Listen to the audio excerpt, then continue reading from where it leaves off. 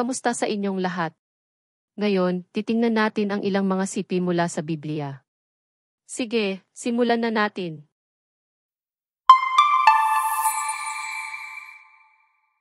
Juan Kapitulo 8 versikulo 36. Kaya't kung palayain kayo ng anak, magiging malaya talaga kayo. Pangalawang liham sa Korinto Kapitulo 3 versikulo 17. Ngayon ang Panginoon ay ang Espiritu, at kung saan naroroon ang Espiritu ng Panginoon, mayroong kalayaan.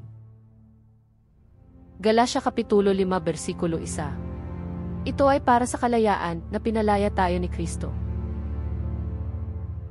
Salmo Kapitulo 118 versikulo 5. Sa aking paghihirap ay tumawag ako sa Panginoon, sinagot ako ng Panginoon at pinalaya ako. Roma Kapitulo 8 versikulo 2. Sapagkat ang kautusan ng Espiritu ng buhay ay nagpalaya sa inyo kay Kristo Jesus mula sa kautusan ng kasalanan at kamatayan.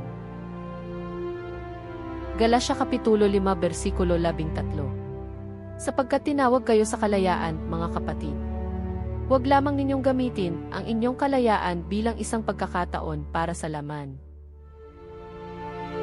Isayas Kapitulo 61 versikulo 1. Siya ay nagpadala sa akin, upang yakapin ang mga bagbag na puso, upang ipahayag ang kalayaan sa mga bihag.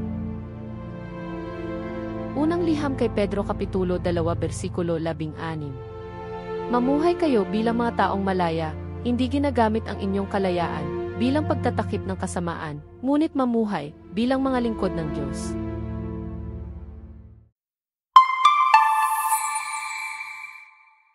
Naway mapuno ang iyong araw ng kagalakan, kapayapaan, at hindi mabilang na mga pagpapala. Manatiling positibo at yakapin ang kabutihan sa paligid mo. Salamat sa panunood.